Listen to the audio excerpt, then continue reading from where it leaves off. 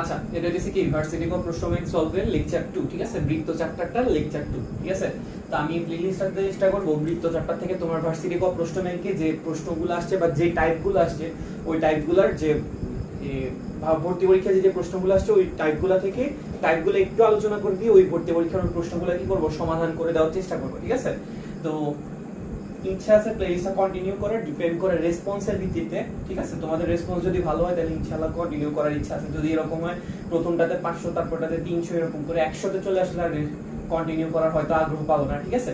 তো অবশ্যই শেয়ার করবা। আর আমরা স্টার্ট করতেছি টাইপ 4 থেকে। এর আগে যে লেকচার 1 ছিল ওইখানে তুমি টাইপ 1 থেকে টাইপ 3 পর্যন্ত কভার করাইছিল, এখানে আমি টাইপ 4 এর থেকে স্টার্ট করতেছি। তো টাইপ 4 এর নামটা হচ্ছে কি বৃত্তের ক্ষেত্রফল। তা আমরা যেহেতু বৃত্ত করতেছি তাহলে বৃত্তের অবশ্যই ক্ষেত্রফল আছে, যেটা আমরা ছোট থেকে শিখে আসছি। বৃত্তের ক্ষেত্রফল বের করার সূত্র হচ্ছে কি পাই আর স্কয়ার, মনে আছে? বৃত্তের ক্ষেত্রফল বের করার সূত্র কি ছিল? পাই আর স্কয়ার। আচ্ছা, আমরা বৃত্তের স্ট্যান্ডার্ড ইকুয়েশনটা একটু মনে করে দেওয়ার চেষ্টা করি। এরকম ছিল x square y square 2gx + 2fy + c = কি 0। আমাদের বৃত্তের ইকুয়েশনটা কি ছিল? Standard equation x square y square 2gx 2fy + c = 0। আর এই বৃত্তের কেন্দ্রটা কত হবে? -g, -f। আর এই বৃত্তের যে ব্যাসার্ধ হবে, এই ব্যাসার্ধটা হবে কি r। এই r এর মানটা বের করার একটা ফর্মুলা ছিল √g square f square - c, ঠিক আছে। তাহলে আমি এখানে g f c এই তিনটা মান জানলে ব্যাসার্ধটা কি করতে পারবো? বের করতে পারবো। তো এখন এক নাম্বার প্রশ্নে আমাকে কি বলাইছে? x square + y square = a square. এটা একটা বৃত্তের সমীকরণ। তোমাকে টাইপ 1 এ আমরা শিখে আসছিলাম যে কিভাবে বৃত্তের ইকুয়েশন চিনবো। বৃত্তের ইকুয়েশন চেনার উপায় হচ্ছে x আর y এর দ্বিঘাতের সহগটা সমান হইতে হবে। এখানে x স্কয়ার আছে, এখানে y স্কয়ার আছে, সহগ 1, এখানেও সহগ 1। তাহলে সহগগুলো সমান। তাহলে সহগ সমান হলে এটা বৃত্ত হবে এবং xy যুক্ত কোনো টার্ম থাকবে না, মানে x * y এরকম কোনো টার্ম থাকবে না। এখানে দেখো নাই। আচ্ছা, এখন আমরা যদি এই বৃত্তের ব্যাসার্ধ খুঁজতে যাই, এই বৃত্তের ব্যাসার্ধটা কেমনে বের করব? ব্যাসার্ধ বের করতে হলে আমার কি কি জানা লাগবে? GFC, ঠিক আছে। তুমি স্ট্যান্ডার্ড ইকুয়েশনের সাথে মিলাও। x স্কয়ার আছে, x স্কয়ার আছে, y স্কয়ার আছে, y স্কয়ার আছে। 2gx ছিল, কিন্তু এখানে কি 2gx আছে? না। যেহেতু 2gx নাই তার মানে g এর মানটা কত? 0। তারপরে দেখো 2fy ছিল, এখানে 2fy নাই, তার মানে f এর মানটা কত? 0। তাহলে g0 f0। এবার আমরা c এর মানটা খুঁজবো। তুমি a স্কয়ারটাকে একটু এই পাশে নিয়ে আসো। তাহলে -a স্কয়ার = কি আসছে? 0। তাহলে আমাদের যে c বা ধ্রুবক, এই ধ্রুবকটার মান হচ্ছে কি -a স্কয়ার। c এর মান হচ্ছে কি -a স্কয়ার। তাহলে তুমি যদি এখানে ব্যাসার্ধের মধ্যে বসাও তাহলে 0 স্কয়ার -c a স্কয়ার, ঠিক আছে। c এর মানটা হচ্ছে কত? -a square. এখানে মাইনাস, এখানে মাইনাস, কি হবে? Plus √a square. That means আমাদের ব্যাসার্ধ কত? a, ঠিক আছে। এটা আমরা একভাবে চিন্তা করতে পারতাম। অথবা তুমি এটাকে এভাবে মুখস্থ করতে পারো যে x square + y square = a square হইলে এই বৃত্তটার মানে তুমি যদি এরকম দেখো, এরকম একটা ফরম্যাট দেখো, x square y square = r square, তাহলে তুমি বুঝবা যে এই বৃত্তের ব্যাসার্ধ কত হবে? r। তো এখানে এটাকে যদি তুমি এটার সাথে মিলাও তাহলে এখানে r এর জায়গায় কি আছে? a। তাহলে এটার ব্যাসার্ধটা হচ্ছে কত? a। আচ্ছা, এখন আমাদের তো ব্যাসার্ধ নিয়ে মেইন টার্গেট ছিল, আমরা ব্যাসার্ধটা পাই গেছি a। এখন প্রশ্ন আমার কাছে কি চাইছে? ক্ষেত্রফল। তো ক্ষেত্রফল বের করার সূত্র কি ছিল? পাই r স্কয়ার। তা আমরা r এর মানটা পাইছি কত? a। তাহলে आंसरটা হবে কি? পাই a স্কয়ার। এটা নিয়ে আশা করি কারো কোনো কনফিউশন নাই। এখানে তোমাকে আর কঠিন কিছু করা লাগবে না। যদি তোমার এটা ইন্টিগ্রেশনে দিত তাহলে আমরা কি করতাম? ইন্টিগ্রেশন দিয়ে ক্ষেত্রফল বের করে দেখাইতাম। যেহেতু এটা বৃত্তের চ্যাপ্টার আসছে আর এমসিকিউ তে আসছে, আমার এখানে ক্ষেত্রফল বের করানোর আর কিছু লাগবে না, ঠিক আছে। তাহলে আমাদের आंसरটা কত আসছে? পাই a স্কয়ার। ওকে। আচ্ছা, এরপর টাইপ 5 এ কি বলেছে? বৃত্তের বহিস্থ একটা বিন্দু থেকে স্পর্শকের কি বের করতে বলছে? দৈর্ঘ্য, ঠিক আছে। আমরা প্রথমে একটা বৃত্ত ড্র করি, একটু স্পর্শক নিয়ে কথা বলি, ঠিক আছে। বৃত্তের বিন্দুগুলো কয় জায়গায় হইতে পারে? একটা হইতে পারে বাহিরে, এটাকে আমরা বলি বহিস্থ বিন্দু, ঠিক আছে। আর ভিতরে একটা বিন্দু হইতে পারে, এটাকে আমরা বলতে পারি অন্তস্থ। আর উপরে একটা বিন্দু হইতে পারে, এটাকে আমরা বলতে পারি উপরস্থ। ওকে। তাহলে আমরা বৃত্তের মধ্যে বিন্দুগুলোকে তিনটা পজিশনে পাইতে পারি, একটা বহিস্থ, একটা অন্তস্থ আর একটা কি উপরস্থ। আচ্ছা, বলো অন্তস্থ থেকে কি কোনো স্পর্শক আঁকা সম্ভব? না। তুমি এখান থেকে যেইটাই টানবা এটা কখনোই স্পর্শক হবে না। সবসময় অন্তস্থ থেকে আমরা কি আঁকতে পারবো? ছেদক। তাহলে এখান থেকে কোনো স্পর্শক পাওয়া যাবে না। অন্তস্থ বিন্দু থেকে কি পাবো না? কোনো স্পর্শক পাবো না। আচ্ছা, উপরস্থ যে বিন্দুটা আছে ওই বিন্দুটা থেকে আমি কয়টা স্পর্শক আঁকতে পারি? এই যে দেখো, একটা স্পর্শক। মানে তুমি এই বিন্দুটাকে এখানে ধরো, এই বিন্দু দিয়ে কয়টা স্পর্শক যাবে? জাস্ট একটা স্পর্শক। কারণ আমরা জানি যে স্পর্শকের সংজ্ঞাই ছিল যেই রেখা কি করবে? বৃত্তকে একটা বিন্দুতে টাচ করবে তাকে আমরা বলি স্পর্শক। তাহলে এই বিন্দুটা দিয়ে কয়টা স্পর্শক যাবে? একটা। তাহলে উপরস্থ বিন্দু দিয়ে কয়টা স্পর্শক আসে? একটা। আচ্ছা, এবার আমরা একটু বহিস্থ বিন্দুটা নিয়ে কথা বলি। বহিস্থ মানে কি বিন্দুটা কোথায় আছে বাহিরে। তো তুমি যদি বাহির দিয়ে টানা শুরু করো, ঠিক আছে, বাহির থেকে বৃত্তের উপর স্পর্শক আঁকতে যাও, এখান দিয়ে একটা স্পর্শক আঁকতে পারবা, আবার এখান দিয়ে একটা স্পর্শক আঁকতে পারবা। তাইলে বহিস্থ যে বিন্দুটা আছে, বহিস্থ বিন্দু থেকে আমরা কয়টা স্পর্শক আঁকতে পারি? দুইটা। এটা কিন্তু একটা এমসিকিউ। অন্তস্থ বিন্দু থেকে তুমি কখনোই কি আঁকতে পারবে না? স্পর্শক আঁকতে পারবে না, যাই একবার সবগুলো ছেদক হয়ে যাবে। ঠিক আছে, ছেদক আর স্পর্শকের মধ্যে পার্থক্য হচ্ছে ছেদক হচ্ছে কি দুইটা বিন্দুতে ছেদ করে, আর স্পর্শক কি করে একটা বিন্দুতে। ঠিক আছে, আচ্ছা, আর উপরস্থ বিন্দু থেকে স্পর্শ কয়টা হবে? একটা। বহিস্থ বিন্দু থেকে স্পর্শ কয়টা হবে? দুইটা। ওকে, তো তোমাকে এখানে কি বলেছে একটু প্রশ্নটা পড়ো। -1 বিন্দু থেকে 2x² 2y² -6 -3y + 1 = 0 এই বৃত্তের স্পর্শকের দৈর্ঘ্যটা কত হবে? ঠিক আছে, তো বিন্দু থেকে বলার মানে কি এই বিন্দুটা কি ভিতরে নাকি উপরে না বাহিরে? যেহেতু বিন্দু থেকে বলছে তার মানে বিন্দুটা অবশ্যই কোথায়? বাহিরে। ধরো তোমার বৃত্তের স্ট্যান্ডার্ড ইকুয়েশন কি ছিল? x² y² 2gx 2fy + c = কত? 0।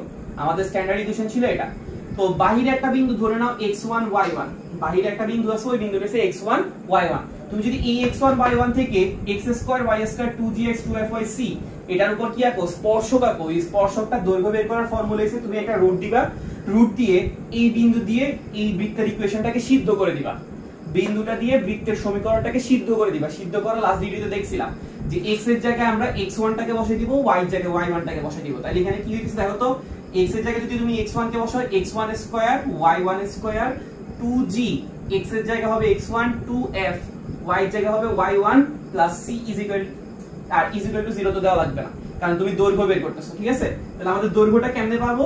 রুট দিয়ে যেই বিন্দু থেকে আমি যেই বৃত্তের উপরে স্পর্শক আঁকতেছি ওই স্পর্শকের দৈর্ঘ্যটা বের করার জন্য ওই বিন্দু দিয়ে ওইটাকে কি করে দিব? সিদ্ধ করে দিব। ঠিক আছে, তাহলে এখন দেখো আমাদের বৃত্তের ইকুয়েশনটা কি দেওয়া ছিল? 2x² 2y² -x -3y + 1 = 0। ঠিক আছে, আমাদের বৃত্তের ইকুয়েশনটা ছিল 2x² 2y²। তা আমরা বৃত্তের স্ট্যান্ডার্ড ইকুয়েশন কি জানি? x² y² 2gx 2fy c। তার মানে স্ট্যান্ডার্ড ইকুয়েশনে x² আর y² এর সহগ কত থাকে? 1। কিন্তু এটা যদিও বৃত্তের ইকুয়েশন, যদিও এটা বৃত্তের ইকুয়েশন, কেন বৃত্তের ইকুয়েশন? x² আর y² এর সহগ সমান থাকলে বৃত্তের ইকুয়েশন হবে। তবে স্ট্যান্ডার্ড ইকুয়েশন হইতে হইলে সহগটা কত হইতে হয়? 1।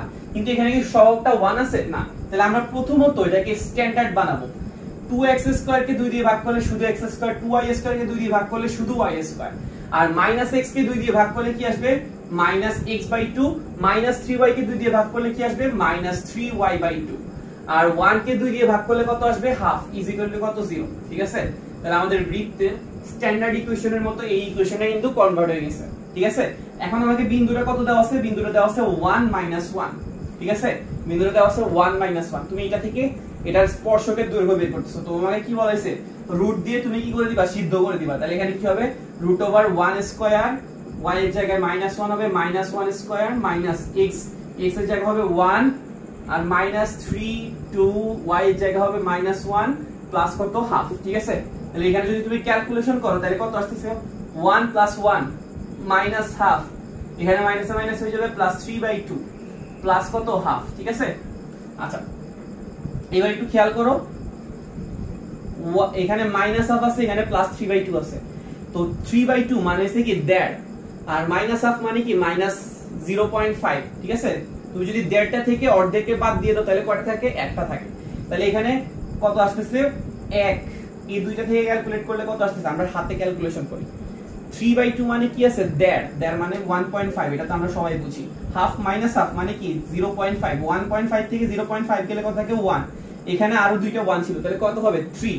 3 এর সাথে কি করব? আমরা হাফটাকে যোগ করব, তাহলে 3 + হাফ, দ্যাট মিন্স এখানে কত আসতেছে? লসাগু করলে 2 3 গুণে 6 একে কত? 7, তাহলে √7/2। তাহলে আমাদের এই বিন্দুটা থেকে এই বৃত্তের স্পর্শকের উপর অঙ্কিত স্পর্শকটার দৈর্ঘ্য কত হবে? √7/2। ঠিক আছে, এরপর আমরা টাইপ 6 এ চলে যাই। টাইপ 6 এ কি দেওয়া আছে? ব্যাসের প্রান্ত বিন্দু থেকে বৃত্তের সমীকরণ নির্ণয়। ঠিক আছে, আমরা লাস্ট দিন টাইপ 3 তে বিভিন্ন বৃত্তের সমীকরণ কিভাবে বের করতে হয় ওটা শিখছিলাম। যে তোমার কি কি জানা লাগবে? জি জানা লাগবে, এফ জানা লাগবে, আর সি জানা লাগবে। তাহলে তুমি জি এফ সি এর মানটা এখানে বসে দিলে বৃত্তের সমীকরণ ইজিলি কি করতে পারবা? বের করতে পারবা। তো এখন আমাকে এখানে কি দেওয়া থাকবে? ব্যাসের প্রান্ত বিন্দু। ঠিক আছে, তো ব্যাসের প্রান্ত বিন্দু যদি ধরো তোমাকে যদি বলে এটা একটা বৃত্ত আর এটা একটা ব্যাস, এই ব্যাসের দুইটা প্রান্ত বিন্দু, একটা হচ্ছে x1 y1 আর একটা কি x2 y2। ঠিক আছে, একটা প্রান্ত বিন্দু x1 y1 আর একটা প্রান্ত বিন্দু x2 y2। এখন যদি তুমি কি করো, এই ব্যাসের বিন্দু দুইটা দিয়ে বৃত্তের সমীকরণটা বের করতে চাও, তাহলে তোমাকে একটা ফর্মুলা দিতে হবে। ফর্মুলাটা হচ্ছে এরকম x - x1 x - x2 plus y - y1 y - y2 is equal two 0। ব্যাসের প্রান্ত বিন্দু থেকে যদি তুমি বৃত্তের সমীকরণ বের করতে চাও তাহলে তোমাকে ফর্মুলা দেওয়া লাগবে কি x - x1 x - x2 y - y1 y - y2 is equal two কি 0। ঠিক আছে, এখন তুমি বলতে পারো যে ভাইয়া এটা কি এভাবেই করতে হবে না, তুমি প্রথমে কি করতে পারো এই দুইটা বিন্দু দিয়ে কেন্দ্র বের করতে পারবা নাকি পারবা না? অবশ্যই পারবা। তোমার তো ইকুয়েশন বের করার জন্য g লাগবে, f লাগবে আর c লাগবে। এই স্ট্যান্ডার্ড দিয়ে বের করতে হলে কি কি লাগে? g f c। তো তুমি যদি কেন্দ্র বের করো তাহলে g আর f চলে আসছে। c কেমনে বের করবা? ব্যাসার্ধ বের করে রুট ওভার সূত্রটা দিয়ে g আর f এর মান বসে c টা বের করে নিবা, দেন এখানে বসে দিবা। ওটা একটু লেন্থি প্রসেস, এভাবে তাড়াতাড়ি হয়ে যাবে। ঠিক আছে, তো আমাকে ব্যাসের প্রান্ত বিন্দুগুলো কত কত দেওয়া আছে? -4 3 আর একটা কত দেওয়া আছে? 12 -1। ঠিক আছে, একটা দেওয়া আছে কত? -4 3 আর একটা দেওয়া আছে কত? 12 -1। এখন আমরা কি করব? তাহলে আমরা এই সূত্রে মান বসাইলে কি আসছে দেখো তো, x - x1 x1 টা হচ্ছে কত? -4। তাহলে এখানে যদি x1 এর মানটা যদি তুমি -4 বসাও, মাইনাসে মাইনাসে কি হয়ে যাবে? প্লাস। x - x2 x2 টা হচ্ছে কত? 12। ঠিক আছে, প্লাস y - y1 y1 টা হচ্ছে কত? 3 y - y2 y2 টা হচ্ছে কত? -1। তাহলে মাইনাসে মাইনাসে কি হয়ে যাবে? +1 ইজ ইকুয়াল টু কত? 0। ঠিক আছে, তাহলে x আর x গুণ করলে x স্কয়ার, x আর -12 গুণ করলে -12x, x আর 4 গুণ করলে 4x, 4 12 কত? 48 48, y গুণ করলে y স্কয়ার, y আর 1 গুণ করলে y, -3 আর y গুণ করলে -3y, -3 আর 1 গুণ করলে -3 ইজ ইকুয়াল টু কত? 0। ঠিক আছে, তাহলে আমাদের বৃত্তের ইকুয়েশনটা চলে আসছে কিন্তু x স্কয়ার y স্কয়ার, এখানে -12x আছে আর এখানে +4x আছে, তাহলে এটা কত হয়ে যাবে? -8x। এখানে y আছে -3y আছে, হয়ে যাবে -2y। এখানে -48 আছে, এখানে -3 আছে, হয়ে যাবে কত? -51 ইজ ইকুয়াল টু 0। ঠিক আছে, আমাদের বৃত্তের ইকুয়েশনটা কিন্তু কি হয়ে গেছে? চলে আসছে। ঠিক আছে, আচ্ছা তাহলে আমরা কি করলাম? টাইপ 6 এ যে ব্যাসের প্রান্ত বিন্দু দেওয়া থাকলে ইকুয়েশন বের করার সিস্টেমটা কি শিখলাম? x - x1 x - x2 y - y1 y - y2। ওকে, আচ্ছা এরপর 7 নম্বরে যে টাইপটা আছে, টাইপটা হচ্ছে কি? সাধারণ জ্যায়ের সমীকরণ। সাধারণ জ্যায় মানে কি? ধরো এটা একটা বৃত্ত, এটা একটা বৃত্ত, এই বৃত্ত দুইটার সাধারণ জ্যায় কোণ কিভাবে হবে? অবশ্যই জ্যায় মানে কি বলতো? ব্যাস ভিন্ন যে কোনো রেখাকে কি বলে? জ্যায় বলে। যেমন এটা হচ্ছে কি? এটা একটা ব্যাস আর এটা হচ্ছে কি? একটা জ্যায়। ঠিক আছে, তো এই দুইজনের জন্য কমন জ্যায় অবশ্যই কোথা থেকে কোথায় হবে? এই পয়েন্ট থেকে এই পয়েন্ট কানেক্ট করে দিলে যে জ্যায়টা হবে ওটা হবে কি? কমন জ্যায়। ঠিক আছে, আচ্ছা তো কমন জ্যায়ের যে সমীকরণ এটা কেমনে বের করব? ধরো তোমার এটা হচ্ছে 1 নাম্বার বৃত্ত, এই যে 1 নাম্বার বৃত্তের সমীকরণটাকে আমি নাম দিলাম S1, এটা হলো আমাদের 2 নাম্বার বৃত্ত, 2 নাম্বার বৃত্তের সমীকরণটার নাম দিলাম কি? S2। ঠিক আছে, তাহলে এদের যদি সাধারণ জ্যায়ের সমীকরণ বের করতে যাই তাহলে তুমি কি করবা? S1 - S2 = 0 লিখে দিবা। সাধারণ জ্যায়ের সমীকরণ বের করার সূত্র কি? এই দুইটা বৃত্তের সমীকরণকে কি করে দিব? বিয়োগ করে দিব, তাইলে কি বের হয়ে যাবে? সাধারণ জ্যায়ের সমীকরণ। ঠিক আছে, তো আমাকে এখানে বৃত্তগুলোর সমীকরণ কি কি দেওয়া আছে একটু দেখাতে এই প্রশ্নটাতে, যেটা জাহাঙ্গীরনগর রাজশাহী ইউনিভার্সিটি দৌড়াতে আসছিল। কি কি দেওয়া আছে? একটা বৃত্তের সমীকরণ দেওয়া আছে x square y square -4x + 6y -36 is equal to কত? 0। আচ্ছা এরপরে সেকেন্ড ইকুয়েশনটা কত দেওয়া আছে? সেকেন্ড ইকুয়েশনটা x square y square -5x + 8y + 43 is equal to কত? 0। ঠিক আছে, +43 is equal to 0। আচ্ছা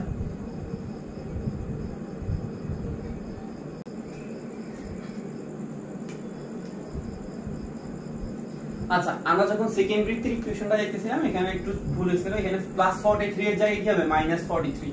ঠিক আছে, এটা একটু চেঞ্জ হবে, এটা -43 হবে। ঠিক আছে, আচ্ছা তো আমরা কি বলছিলাম? যে সাধারণ জ্যায়ের সমীকরণ বের করার জন্য আমরা কি করব? যে বৃত্তের যে দুইটা ইকুয়েশন থাকবে ওই দুইটা ইকুয়েশনকে কি করে দিব? বিয়োগ করে দিব। ঠিক আছে, তাহলে এই ইকুয়েশনটা থেকে এই ইকুয়েশনটাকে আবার কি করা লাগবে? বিয়োগ করা লাগবে। তাহলে যখন আমি বিয়োগ করতে গেলাম তখন এখানে দেখলাম x স্কয়ার আছে x স্কয়ার আছে, বিয়োগ করলে কি হয়ে যাবে? বাদ। এখানে y স্কয়ার এখানে y স্কয়ার কি হয়ে যাবে? বাদ।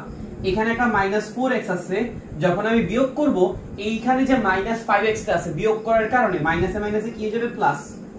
এখানে আছে 6y, যখন বিয়োগ করব তখন এখানে যে 8y টা আছে এটা কি হয়ে যাবে? -8y। এখানে -36 আছে, ঠিক আছে, এখানে -43 আছে, বিয়োগ করলে এটা মাইনাসে মাইনাসে +43 হয়ে যাবে। ওকে, তাহলে আমাদের সাধারণ জ্যায়ের সমীকরণটা কি আসছে দেখো তো?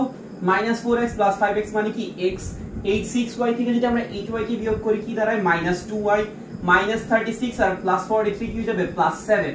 ঠিক আছে, তাহলে আমাদের সাধারণ j এর সমীকরণটা কি দাঁড়াইছে x - 2y + 7 = 0। ঠিক আছে, তুমি এটাকে ভেরিফাই করতে পারো, কারণ সাধারণ j সবসময় কি হবে সরলরেখা, তাই না? দেখো তো x আর y এর ঘাত যদি 1 হয় তাহলে এটা কি নির্দেশ করে? একটা সরলরেখা। তাহলে আমাদের যে সাধারণ j এর সমীকরণটা কি দাঁড়াইছে x - 2y + 7 = কি 0। ঠিক আছে, আচ্ছা এটা ছিল আমাদের সাধারণ j এর সমীকরণ। দেন আমরা লাস্ট যে টাইপ 8টা আছে এটা একটু ইম্পর্টেন্ট এবং একটু তোমার লেন্থি হবে। ঠিক আছে, এটা একটু সলভ করার চেষ্টা করি। ঠিক আছে, তো তোমার এই টাইপ 8 এর নাম কি হইছে? স্পর্শকের সমীকরণ নির্ণয়। ঠিক আছে, তুমি যে বৃত্তে যে স্পর্শকটা পাবা ওই স্পর্শকের সমীকরণটা বের করবা। ঠিক আছে, ধরো এটা হচ্ছে তোমার বৃত্ত, এই বৃত্তের উপর একটা বিন্দু আছে, এই বিন্দুটা আমরা প্রশ্নটাই করে ফেলি। আমাদের বৃত্তের ইকুয়েশন কি দেওয়া আছে? x² y² - 3x + 10y - 15 = 0। এই বৃত্তের 4 - 11 বিন্দুতে স্পর্শকের সমীকরণটা কত? তো বিন্দুতে বলা মানে বিন্দুটা কোথায় অবস্থিত? অবশ্যই উপরে অবস্থিত। যদি তোমাকে বিন্দু থেকে বলতো তাহলে বিন্দু থেকে মানে বিন্দুটা বাইরে, আর বিন্দুতে মানে হচ্ছে কি বিন্দুটা উপরে। তো 4 - 11 বিন্দু, তাহলে 4 - 11 বিন্দুটা অবশ্যই কোথায় অবস্থিত? উপরে অবস্থিত। আর আমাদের বৃত্তের সমীকরণটা হচ্ছে কি x² y² - 3x + কত 10y - 15 = কত 0। ওকে, আচ্ছা আমাদের বৃত্তের কি খোঁজা লাগবে? কেন্দ্র খোঁজা লাগবে। তো কেন্দ্র খুঁজতে হলে আমরা জানি যে g লাগে, f লাগে, আর ব্যাসার্ধ বের করার সময় c লাগে। g f c। g কেমনে পাবো বলো তো? g বের করার জন্য লাস্ট দিন আমরা শিখছিলাম x এর সহগকে 2 দিয়ে ভাগ করে দিব। এখানে x এর সহগ কত আছে? -3 টা যদি আমরা 2 দিয়ে ভাগ করি কি হয়ে যাবে? -3/2। তারপরে f পাওয়ার জন্য কি করব? y এর সহগটারে 2 দিয়ে ভাগ করে দিব। y এর সহগ হচ্ছে 10, 2 দিয়ে ভাগ করলে কত হবে? 5। ঠিক আছে, আর c এর মানটা আমরা ডাইরেক্ট দেখতে পাই কত? -15। ঠিক আছে, তো কেন্দ্র বের করার ফর্মুলা ছিল -g - f, মনে আছে? একদম শুরুতে দেখছি -g - f। তাহলে দেখো আমাদের -g এর মানটা অলরেডি -3/2, তাহলে আমরা যদি -g বসাই এটা মাইনাসে মাইনাসে হয়ে যাবে +3/2। f এর মানটা 5, যদি আমরা মাইনাস বসাই এটা হয়ে যাবে কি -5। ঠিক আছে, আমাদের কিন্তু কি বের হয়ে গেছে? কেন্দ্রটা বিন্দুর স্থানাঙ্ক বের হয়ে গেছে। এখন আমার কাছে কি বের করতে বলছে? 4 - 11 বিন্দুতে তুমি যে স্পর্শকটা পাবা, স্পর্শকটা কেমনে হবে? এরকম না, এই স্পর্শকটা সমীকরণটা কি হবে? ঠিক আছে, আচ্ছা তো স্পর্শকের সমীকরণটা আমি ডাইরেক্ট বের করতে পারি না। আচ্ছা প্রথমত বলো স্পর্শক কি সরলরেখা না? আর সরলরেখার সমীকরণ বের করতে হলে কয়টা বিন্দু লাগে? 2টা বিন্দু। কিন্তু দেখো এই যে স্পর্শকটা আছে এই স্পর্শকটা কয়টা বিন্দু আছে? শুধুমাত্র প্রশ্নে আমরা একটা বিন্দু দেখতেছি, তাহলে আরেকটা বিন্দু খুঁজে বের করতে হবে। এখন দেখো আমরা এই বিন্দুটার স্থানাঙ্ক জানি আর এই বিন্দুটার স্থানাঙ্ক জানি, এই দুইটাকে যদি যোগ করি তাহলে যে সরলরেখাটা আসবে এই সরলরেখাটার একটা নাম হবে, কি নাম বলতো? ব্যাস। মানে এই বিন্দুটা তো আমাকে দেওয়া আছে স্পর্শ বিন্দুটা, এই স্পর্শক বের করার জন্য, আর কেন্দ্রটা আমি কষ্ট করে বের করলাম। এদেরকে আমরা যোগ করলে যে সরলরেখাটা পাবো এটা অবশ্যই কি হবে? ব্যাস। তাহলে আমরা একটু ব্যাসের সমীকরণটা বের করি। প্রশ্নে যদি আমরা কিন্তু ব্যাসের সমীকরণ চাই না, তাহলে আমরা ব্যাসের সমীকরণটা বের করতে পারতেছি। কেন? কারণ আমরা ব্যাসের দুইটা বিন্দু জানি, একটা 4 - 11 আর একটা হচ্ছে 3/2 - 5। তাহলে প্রথমে আমরা ব্যাসের সমীকরণটা বের করে দেখি কি আসে। তো দুই বিন্দু দিয়ে সরলরেখার সমীকরণ বের করার ফর্মুলাটা কি? y - y1 x - x1 y1 - y2 x1 - x2। ঠিক আছে, তাহলে এখানে আমরা যদি মান বসাই y - y1, y1 টা কত? y1 টা আমরা দেখতেছি কত? -11, তাহলে এখানে হয়ে যাবে +11। x - x1, x1 টা হচ্ছে কত? 4।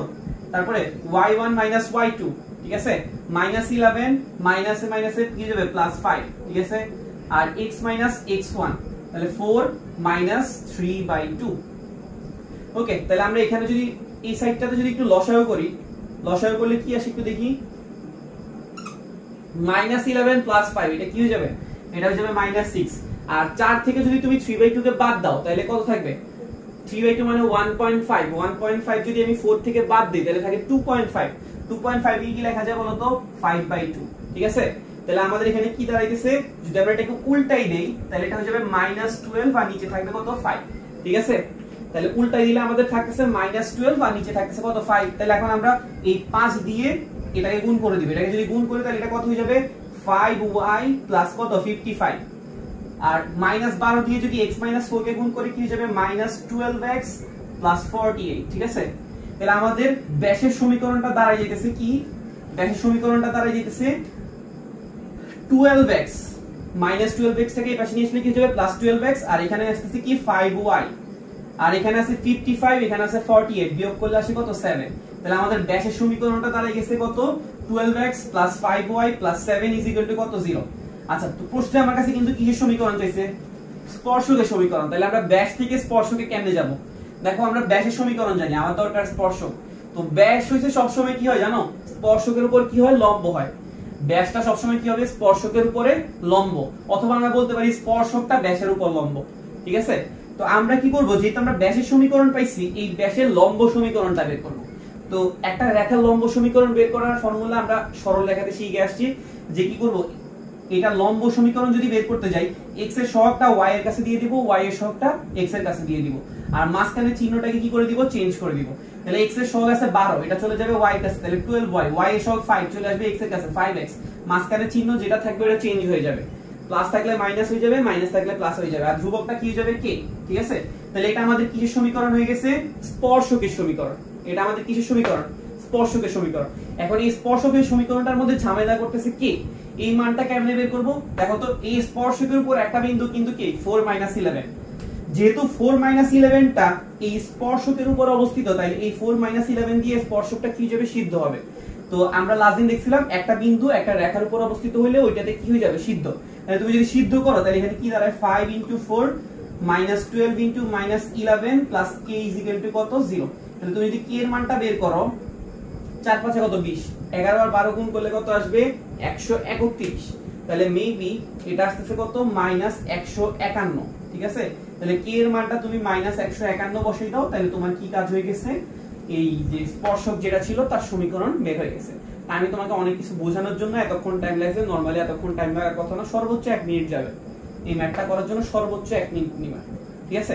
আর যেহেতু এটা একটু বেশি যেতেছে, তোমার ঝামেলা হওয়ার চান্স বেশি, তাই তুমি এটা এরকম ম্যাথগুলো একটু পরে ধরবা। তোমার কিন্তু ম্যাথ দেখে বুঝতে হবে যে কোন ম্যাথটা আমার টাইম খাবে আর কোন ম্যাথটা আমার টাইম খাবে না। তুমি যদি ওইটা না চিনো, তুমি কিন্তু কি করলা, যেটাতে তোমার টাইম খাওয়ার কথা ছিল না, তুমি ওইটা প্রশ্নই করতে পারলা না, আর যেটা টাইম খাইতে ওইটাতে তুমি 10টা ম্যাথের টাইম খেয়ে বসে আছো, লাভ তো নাই কোনো, ঠিক আছে। তোমাকে অবশ্যই প্রশ্ন দেখে চিন্তা হবে যে কোনটা আমি তাড়াতাড়ি করতে পারি, কোনটা আমি স্লো করতে পারি, ঠিক আছে। তাহলে তুমি একমাত্র পরীক্ষায় সবগুলো প্রশ্ন টাচ করতে পারবা। আচ্ছা, তাহলে আমাদের কি বের হয়ে গেছে, স্পর্শকের সমীকরণটা বের হয়ে গেছে। তো ভিডিও দেখার জন্য ধন্যবাদ, আর কারো যদি কোনো সমস্যা থাকে আমাকে অবশ্যই জানাবা, ঠিক আছে। Facebook group, page and Telegram group সবকিছু লিংক তুমি ডেসক্রিপশনে পাবা, ঠিক আছে। আল্লাহ হাফেজ। আর বন্ধুদেরকে শেয়ার করবা, সাবস্ক্রাইব করবা, ওকে। আল্লাহ হাফেজ।